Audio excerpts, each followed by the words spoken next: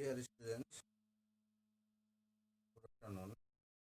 My today's class is about CP. You know, CP in the examination contains 18 marks. So I will now teach you about CP that you will able to write a CP on the exam and get full marks. You know, CP has two types. One type for job for school, college, and other for company. Now I will teach all the type of CP.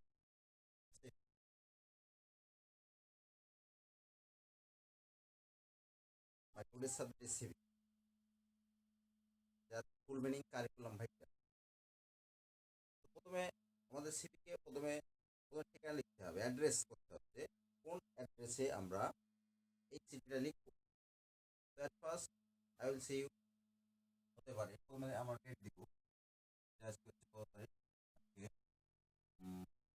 11 September.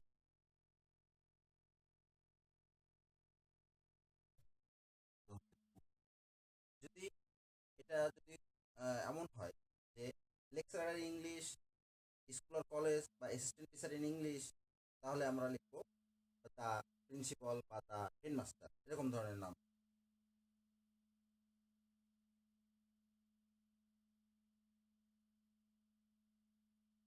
আর যদি এটা কোম্পানির চাকরি হয়, সেক্ষেত্রে আমরা লিখবো the managing director বা the chairman or the MD, এরকম। কোম্পানির চাকরি হয় দ্য এমডি, ম্যানেজিং।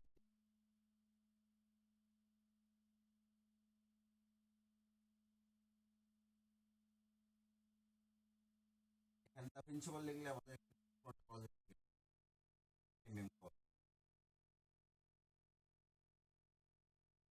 তারপরে এখানে ঠিকানা।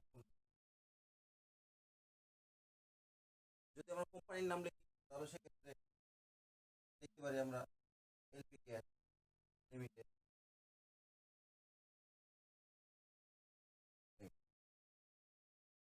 ঢাকা লিখতে পারি আমরা।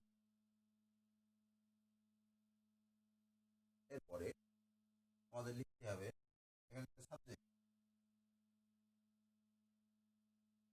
সাবজেক্ট এবার prayer for the post, prayer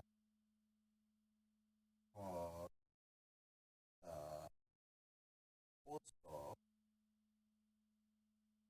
যদি আমাদের এটা কলেজের ক্ষেত্রে হয়, কলেজের ইংলিশ টিচার হয় বা কম্পিউটার টিচার হয়, সেক্ষেত্রে আমরা পোস্ট অফ আমরা সেটাই লিখবো, পোস্ট অফ হচ্ছে লেকচারার।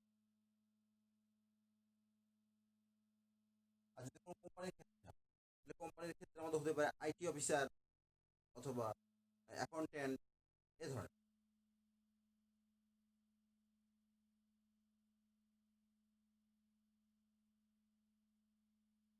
এরপর এরপর আমাদের লিখতে হবে হচ্ছে স্যার। এই কথাগুলো নির্দিষ্ট লিখতে হবে। In response to your advertisement, in response to your advertisement,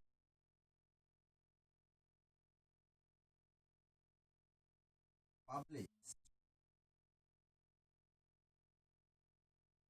on, published on আমাদের লিখতে হবে। যদি 11 তারিখে আমি লিখছি তাহলে এই পত্রিকা অবস্থা হতে হবে এই 11 তারিখের আগে, হয়তো তার 5 তারিখ বা 6 তারিখে পাবলিশ হতে হবে। পাবলিশ অন 5 সেপ্টেম্বর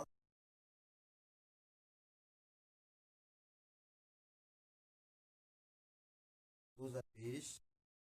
এখানে পত্রিকার নাম দিতে হবে প্রথম আলো,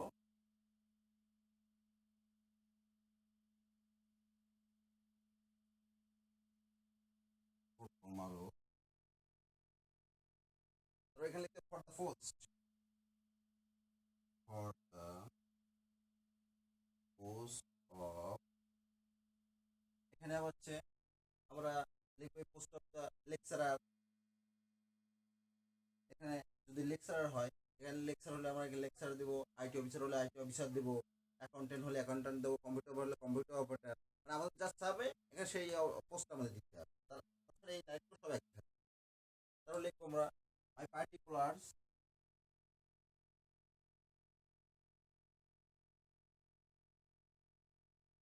আর গিভেন বেলো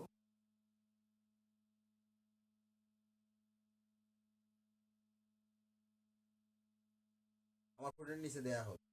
তারপর আমরা লিখবো I hope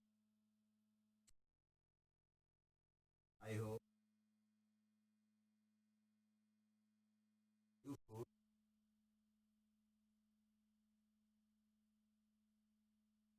give me a chance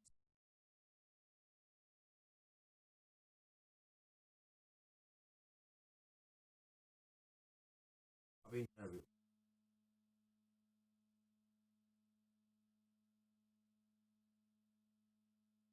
Yours, এখানে এখানে নাম লিখতে হবে। yours, আপনার, yours দিয়ে এখানে এখানে তাদের নাম ধরো আকাশ লিখতে হবে। এরপরে আমাদের পরে এই লেখার পরে পুরোপুরি লেখার পরে আমাদের যাতে কারিকুলাম ভাইটা কারিকুলাম ভাই এই কারিকুলাম ভাইটাই আমাদের প্রথমে লিখতে হবে নাম, name, father's name, mother's name, education qualification, nationality, date of birth, education experiences, skills, এই ধরনের ওয়ার্ডগুলো আমাদের আনতে হবে।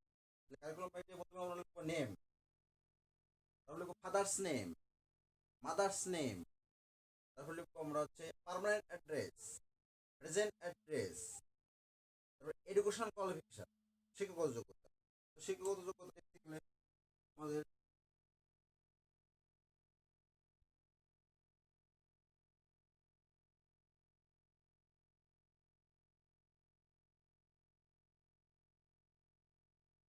এডুকেশন কোয়ালিফিকেশন শিক্ষাগত যোগ্যতা প্রথমে লিখবো আমরা এসএসসি, তারপর লিখবো এইচএসসি, তারপর লিখবো বিএ অনার্স, তারপর এমএ।